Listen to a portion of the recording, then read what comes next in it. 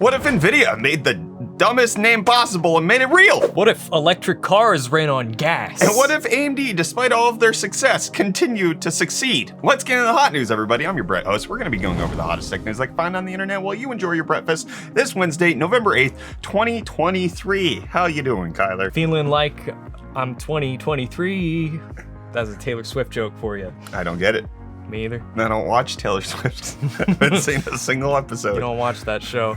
Not that anime. I regret starting hot news this way. And NVIDIA may regret this, maybe they won't. But now we have the packaging for the RTX 4070 Ti Super, which is great. I regret reading it. Yeah, Ti Super, however you want to say it, but it turns out that's the general sentiment out on the internet. We got a lot of sassy takes. You got PC Gamer saying packaging leaks suggest the most ridiculous NVIDIA GPU name is actually happening. NVIDIA GeForce RTX 4070 Ti Super packaging reveals it might be the most weirdest name ever for GPU, and it also comes with the new design change. Yeah, they really want that silver color to be very specific. It is a little different than it was previously, but also the leaker who put out this box art says that the logo and color are kind of ugly. And then somebody said, Jensen clown face, how could this happen? Crying emoji. It appears that a lot of people don't like it. If you look at the way the Super logo was previously, it had the S and the R that would like extend and it was kind of italicized. Yeah, I like that. It's fine. I don't necessarily find a problem with this. It's just the word super in a box. That's kind of all this was. Yeah, but it's got the little lines and it's like slightly italicized. I guess it has more personality, but also they removed a lot of the personality from, this is getting into weird typography opinions at this point, but like they thinned out the numbers on this latest generation, kind of making it seem less impressive. And so the Super comes in with like this thick, chunky typography, making you feel like, oh, I'm getting the good one. It looks like they just threw all this onto a package. Like there's no balance, there's no sense of like size or like movement or This is anything. gonna bend. This is gonna be the flap. Yeah, I know, but like everything is like a different kerning and a different font and a different boldness. It is just all upsetting. The Super is powerful. The Super is a different size than the Ti, and the Ti is different size from the GeForce RTX, and 4070 is gigantic. Because that's the most important part.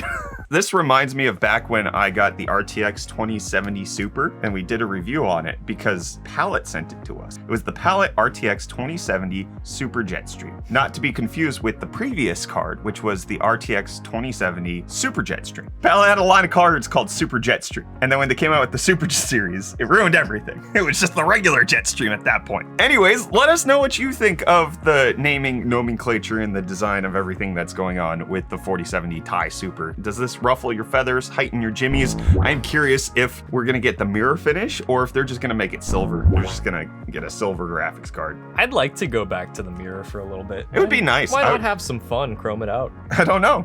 It seems like NVIDIA doesn't like fun. They only like money. Yeah, they do hate fun. Yeah, I don't though. And if you want to have the most fun, you should check out today's video sponsor. Today's sponsor is Proton VPN, a high-speed open source VPN service trusted by over 100 million people worldwide. With Proton VPN, you can protect your browsing activity, access geo-block content, and enjoy no bandwidth limits, all while ensuring complete privacy because Proton does not log or share your data with third parties. Proton VPN's built-in ad blocker shields you from malware, ads, and intrusive website trackers. You can connect to over 2,900 servers in 68 countries on all your devices, so you're covered wherever you go. And you can experience peace of mind with Proton VPN's kill switch and always-on VPN features. With Proton's no-log policies, your IP address, activity, and connection location are never tracked or shared with anyone. You can get Proton VPN for free forever or upgrade to the paid version to get access to the highest speeds and premium features. And right now you can get up to a 60% discount on the 30 months plan thanks to Proton's Black Friday offers. This means that you'll be paying only $3.99 per month, and you could add their new password manager for only an extra $1 per month. All you have to do is go to the description down below and download Proton today. Big thanks to Proton VPN for sponsoring today's video. Well, while you're browsing using Proton VPN, VPN, you might want to check out the fact that AMD is now launching some brand new 3rd generation Epyc chips. Thank goodness. You might be a little mistaken because you thought that we were on the 5th gen of Epyc chips. No, they're launching the 3rd gen again, but at a cheaper price point because they realize not everybody wants 128 cores. They just want DDR4 and PCI Express 4.0 support. So they launched all of their chips, and as far as I can see, they added a P to the end of the name. Because why not? And then all of the specs are identical, but the price is like half. That's good. This is good. The P stands for perfect. It's half now. Pretty cheap. Oh, well, I know the problem with it. Ain't got no gas in it. And one of the things that people have been saying to us on all of the Cannonball adventures is why don't you just get a diesel generator, stick it in the back of the truck, and charge the truck while you're driving? That's me starting a generator. Well, the non-American company RAM, because they're owned by Stellantis, it's an Italian company. Place in the ocean. Yes. They have decided that's exactly what we're gonna do with our next upcoming RAM 1500 RAM charger. Honestly, this is kind of cool. This is a cool idea.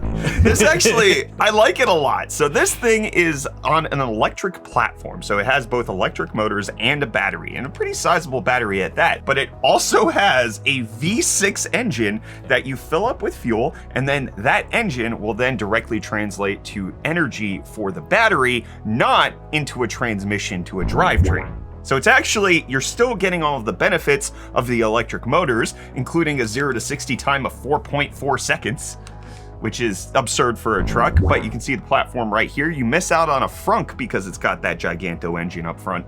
And you got electric plus e-save and eco mode, and the gas cap's on the left. It's basically a plug-in hybrid with a massive battery. Yes, except for like with my plug-in hybrid minivan, what happens when the battery depletes is that the engine then kicks over and like is sending power to the drivetrain, right? Like it's actually powering the wheels at that point. Or something like the Prius Prime. The gas engine still is involved in the moving of the car. In this, it's more like the Chevy Volt, where once you're out of battery, you still use battery, but then your engine's providing the battery. They're claiming up to 690 miles of total battery, or 690 miles of total travel. This honestly seems like a very smart integration of electric vehicles. It makes sense. This is probably something that Engineering Explained is going to do a video on, breaking down the efficiency levels. Like, is a gas-powered vehicle that is powering up a battery more efficient than if it's powering the drivetrain directly? Like, does it actually still bring in some savings that you wouldn't otherwise have? I'm not talking about the hybrid aspect. I'm curious how efficient that motor is delivering that energy to a battery versus delivering it to the wheels. That is true. Is this science?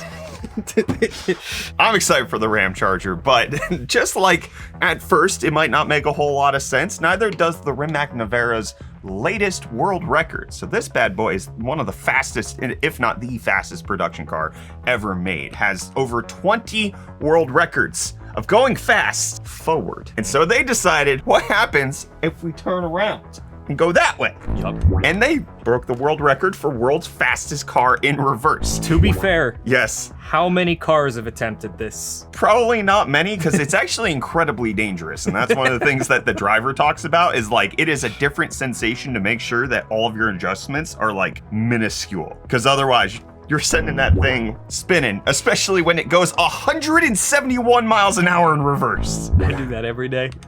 Great, and every day I'm gonna transition to Reece for deals. Reece, is that you? Yo, welcome back to UFD Deals, bringing the hottest tech deals out on the internet. And hey, deals! Today we're starting off with the Corsair K70 Pro Mini wireless 60% mechanical gaming keyboard, available in white or black. I have the white version linked here with the red switches, going for only $99.99 with the included promo code, making it $80 off. But then next up we have the Be Quiet Pure Power 12M, which is a 1200 watt, 80 plus gold, fully modular power supply, going for only $149.99, making it $50 off. Then up next we have the MSI MPG Z690 Force Wi-Fi DDR5 LGA 1700 ATX motherboard. This thing is gorgeous and it's going for only $189.99, making it $180 off. And then lastly, if you live near a micro center, you're in for a treat, because they have the AMD Ryzen 7 7800X3D going for only $299.99, making it $150 off. Which, what the heck, micro center? You make me so sad being stuck in South Africa now. And with that, the deals are done. You can find these and more linked in the video description down below. But until next time, I'm gonna hand you off back to Brett and them for the rest of your hot news. Cheers. Reece, here's a bad deal for you.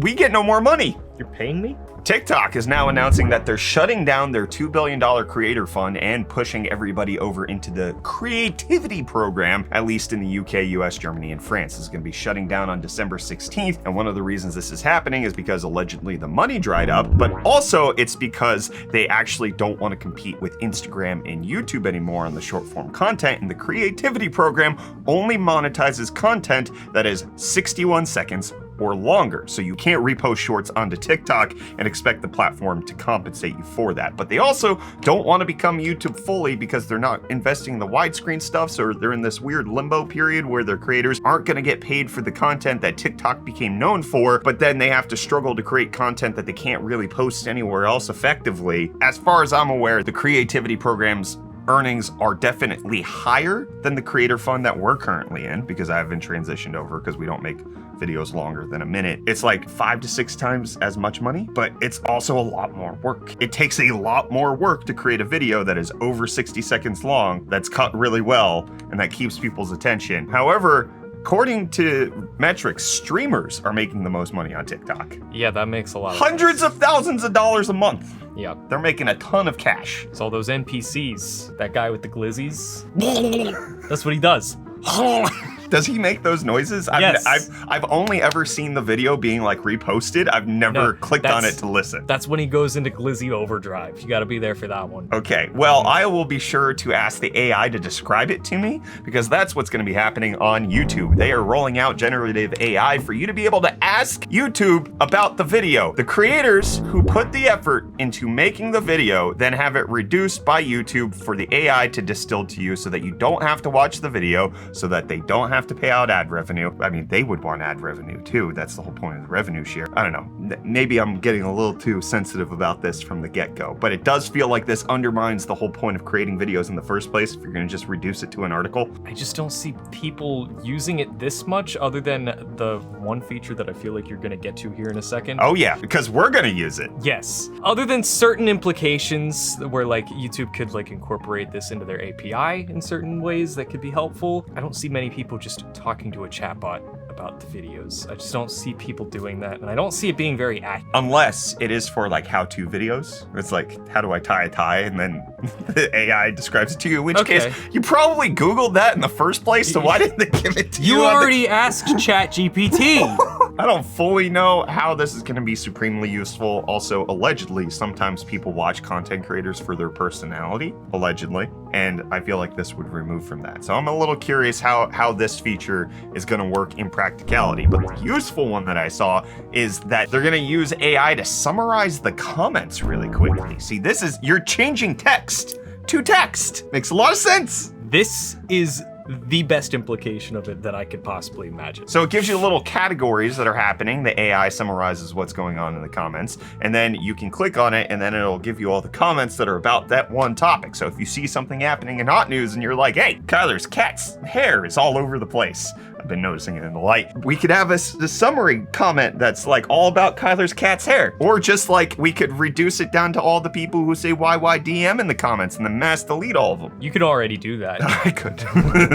There are some things to note when it comes to the AI. They say they'll collect your data around the use of the tool, but they won't use your conversations to show you ads. And if that changes, they will clearly communicate the change to you. They'll let you know when they're doing it, but they won't ask if you want them to do it. It's just gonna happen. I don't know. I don't have a huge problem with this personally. I don't like the ask thing because I think it's a little meaningless, but then also it's a little reductive of the whole point of YouTube in the first place. I think it's mostly for what you said about how-to videos whenever you're trying to get information, because a lot of the times you do end up on YouTube for information. But what I'm curious about is, are they going to like track that data? Like, can we then see that in YouTube Studio? Like people asking questions on our videos? Or is that just gonna be chalked up to like will that be included in YouTube Premium revenue? Because I'm assuming this is a premium feature. Oh.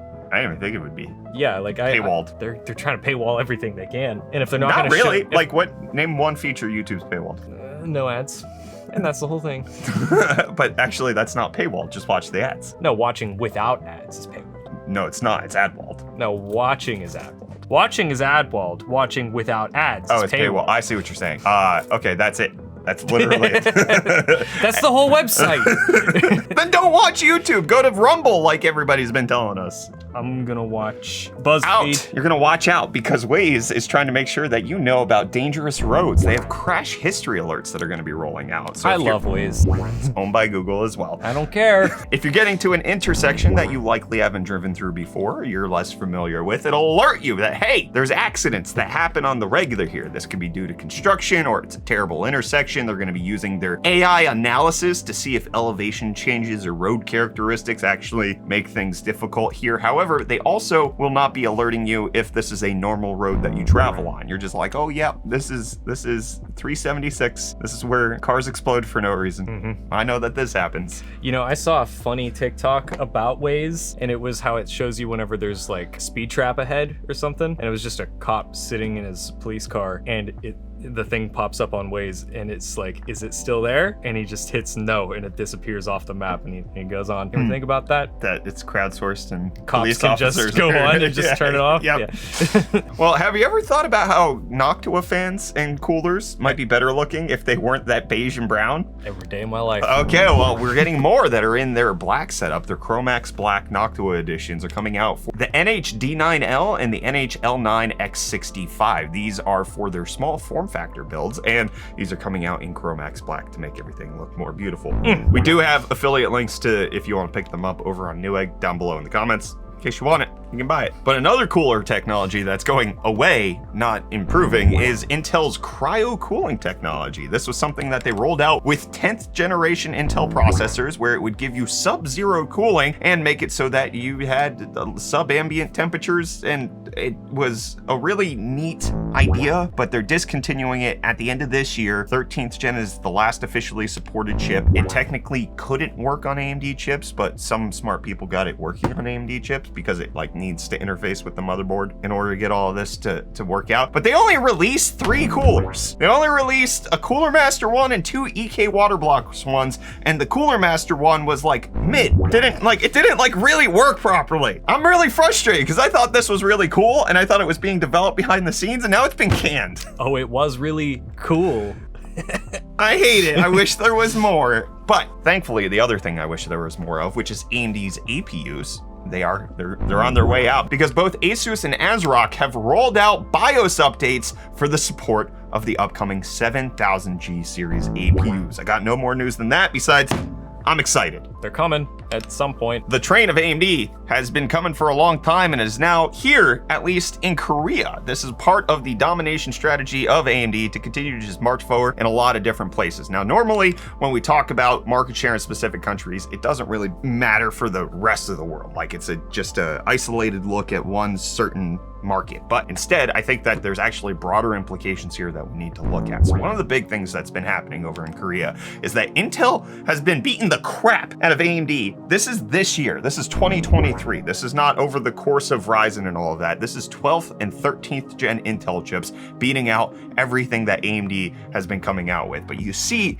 in the latest month that AMD has finally resurged, taking the #1 spot. And one of the reasons for that the data is provided for from this Korean market research is the fact that AM5 or Ryzen 7000 is now beating out the previous generation's AM4, now having 55% of the market share of all AMD chips being sold. Very, very good, showing that things like the new motherboard platforms are getting more affordable, DDR5 is getting more affordable, and some of the Ryzen chips are also getting more affordable. So the most popular Ryzen chip that's being sold right now is actually the 7500F, which is not a chip that we can easily get here in the United States, but it's showing that it is the most popular of the brand new ones, showing that affordability is where people are going. Additionally, the 7800X3D is outselling the 7600 and the 7600X, which makes a lot of sense because even here in the US, it's been dummy cheap at $349, which the 5800X3D has been that price. So you're getting really, really good bang for your buck if you're switching over to AMD right now. I think this is just showing that there's a continuing surge in AMD coming out with more affordable setups. It took a while for DDR5 to become the price point that people were willing to switch over. It took AMD basically all of 2023 to come out with affordable A620 and B650 motherboards. And now that we're kind of creeping on into the, hey, you can get a reasonable setup for under $1,000, $1,000. You can spend like $700 and get a new AM5 PC. Looks like people are switching. I got nothing. Okay. I got nothing. Let us know if you've been more tempted to switch over to Ryzen 7000 as prices and everything has changed. But one of the things that I would posit actually has been helping is the fact that AMD's game bundles have been stellar.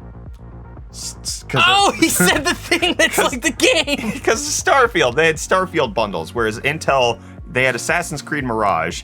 Nvidia doesn't make CPUs. But now, the latest CPU bundle that's coming out is Avatar Frontiers of Pandora. Yes. If you buy a lot of the new Ryzen chips, the 7800X3D and above, you get it. And if you buy any of the GPUs, the new GPUs, you get it. And then if you get a mobile CPU and GPU combo, you get it as well. Does it work if I get a laptop that has both? Yes, that's what I was trying to communicate. Okay. Did I not do that clearly?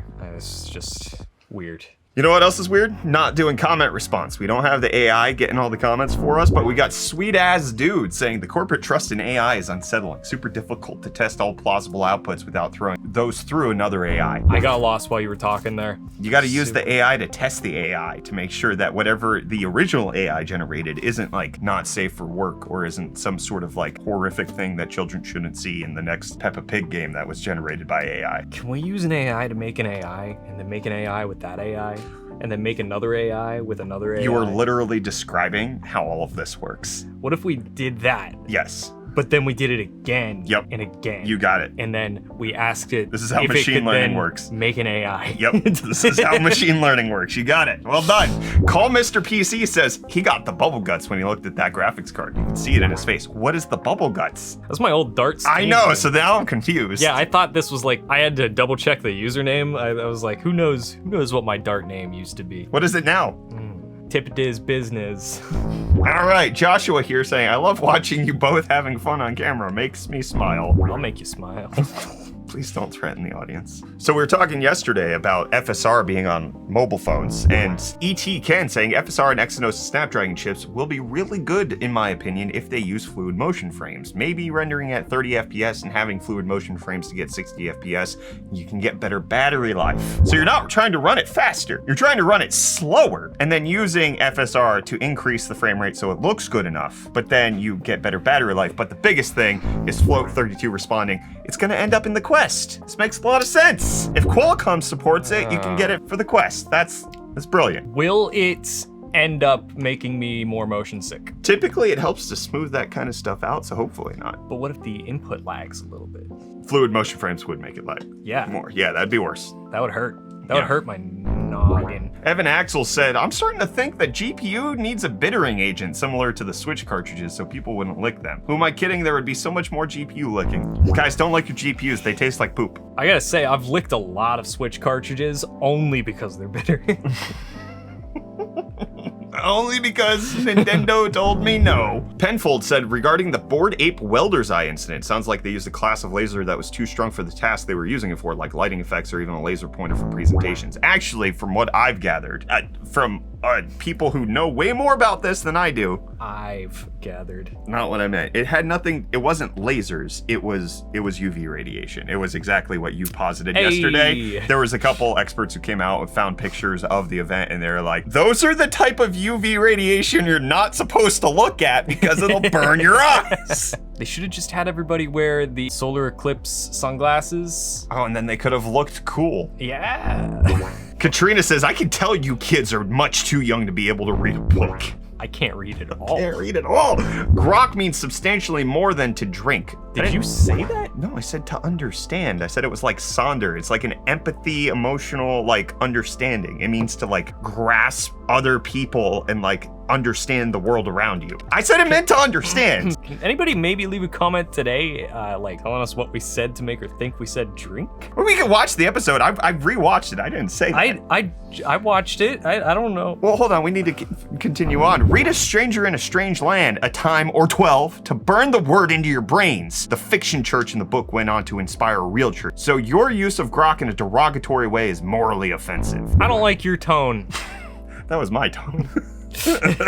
No, that was their tone. Oh, okay. Well, number one, those aren't my morals. So Number 2, my derogatory nature of the word grok is not towards the word, it's towards Elon's implementation of AI. Number 3, the best way to get somebody to do something is to command them aggressively on the internet. Yeah, we will gladly always do what you say when you yell at us. I will definitely not forever associate this book with a bad memory and a hostile individual. absolutely never read it.